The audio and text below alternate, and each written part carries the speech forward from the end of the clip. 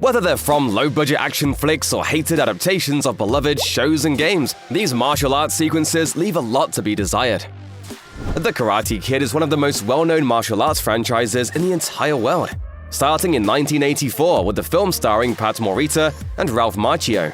The combat style of Karate Kid became incredibly popular in Western countries due to its depiction in The Karate Kid, making it one of the most influential martial arts films outside of Asia. That legacy weighed heavily on the next Karate Kid, which was released in 1994.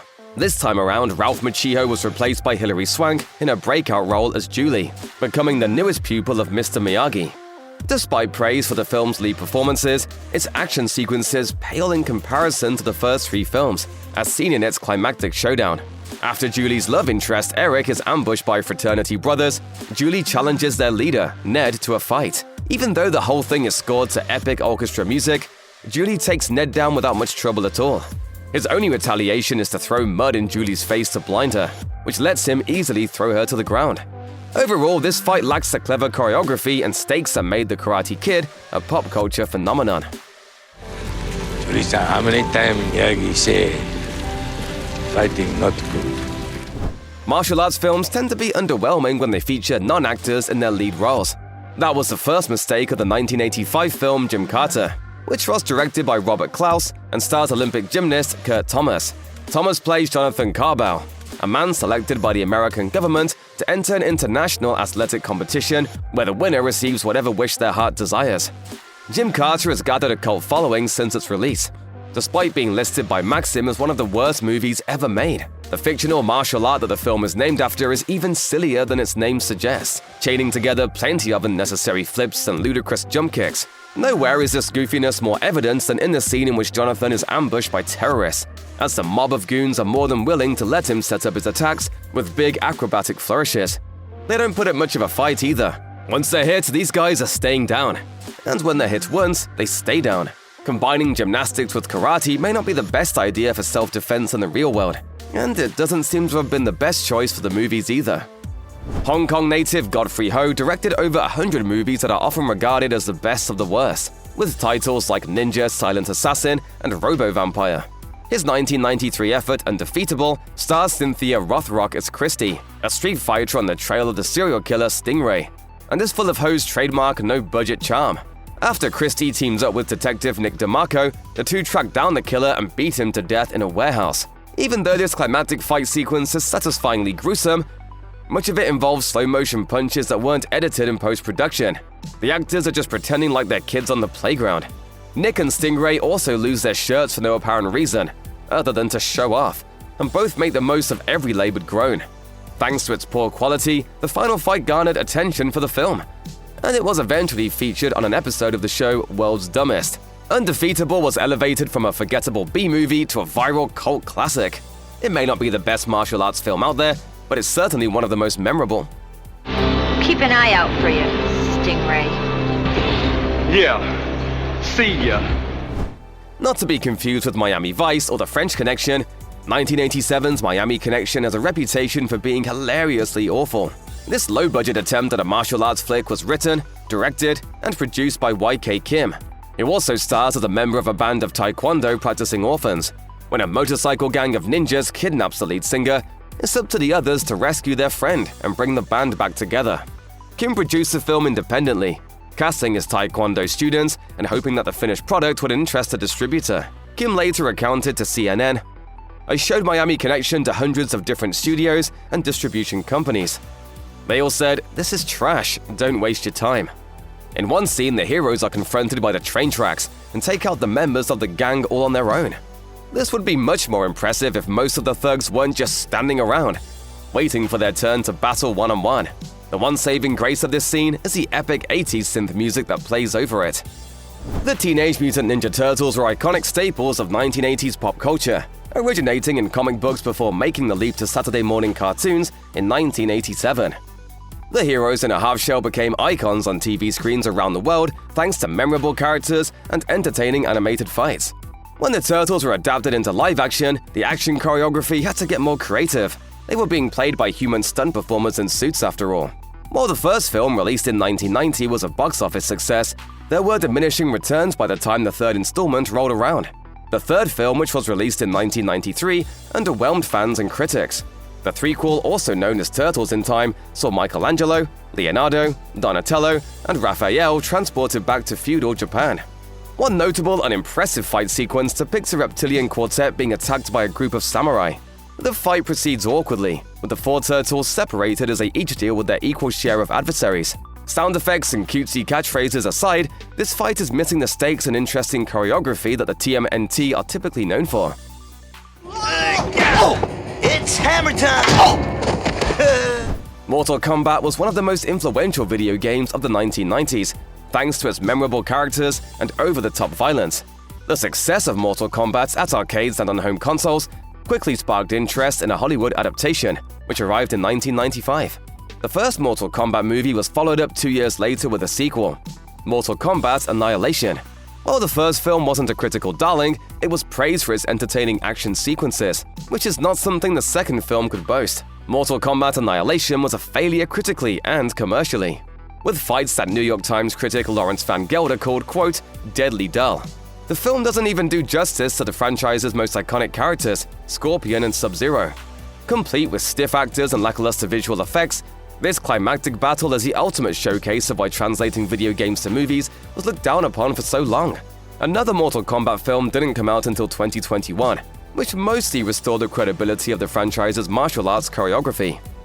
The Matrix was released in 1999 and redefined action film choreography for decades to come, combining the Wachowskis' love for martial arts films with science fiction and anime. This success resulted in 2 sequels shortly after, The Matrix Reloaded and The Matrix Revolutions. The Matrix Reloaded was liked by many, but is typically considered to be a major step down from the first film. One of its most iconic scenes, known as the Burly Brawl, finds Neo ambushed by endless hordes of Agent Smith clones, the perfect opportunity for the directors to showcase their leveled-up choreography. Unfortunately, the scene's visual effects put a damper on the potential for a well-choreographed fight sequence, as most of the scene plays out like a video game cutscene from the early 2000s. Agent Smith clones are tossed around, with Neo's plot armor being shown off as he's swarmed by assailants who barely lay a finger on him. Aside from a few well-framed shots, the bulk of the scene is a barrage of CGI and fast-paced action that lacks the first film's extravagant detail. It was Smith. Yes. Now there's more than one of them. A lot more. Much like Mortal Kombat, Street Fighter is one of the most iconic game franchises of all time, with the expert kicker Chun-Li being a series staple since 1991.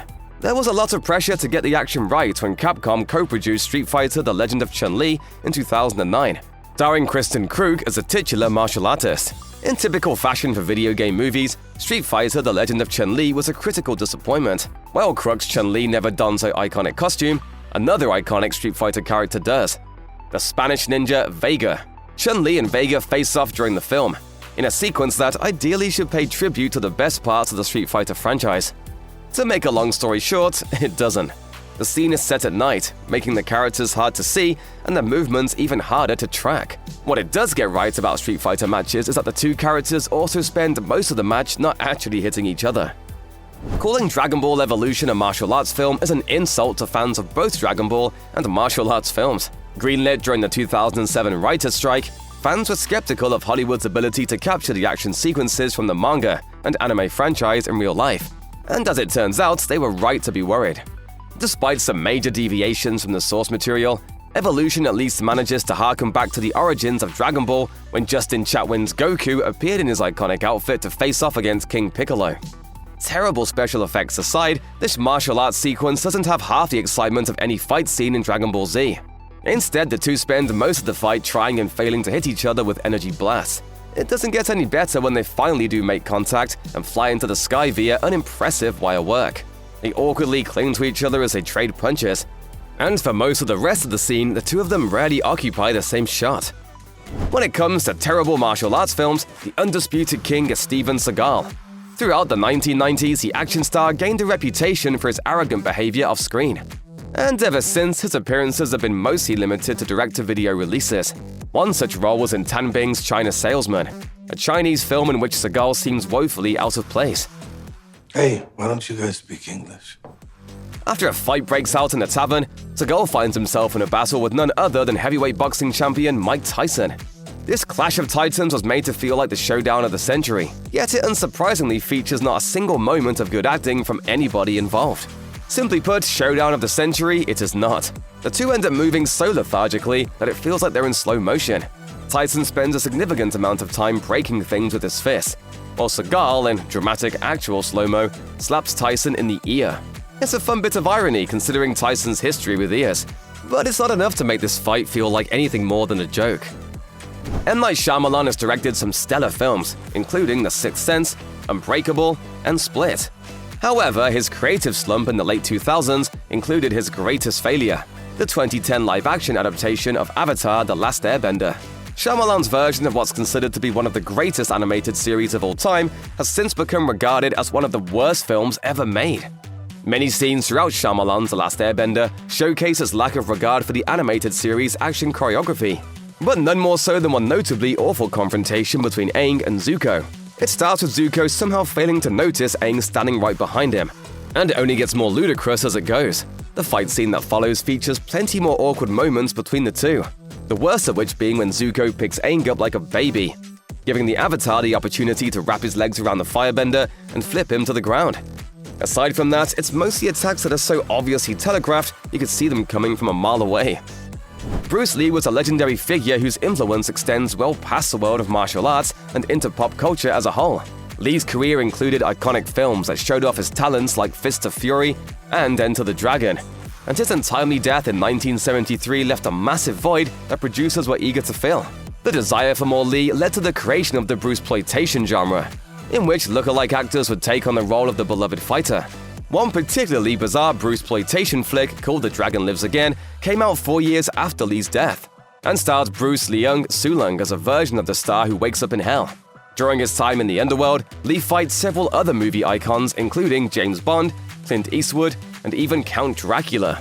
One of the most unbelievable and unimpressive fight scenes in the film features Popeye the Sailor Man, who helps take down some mummies after devouring a can of spinach.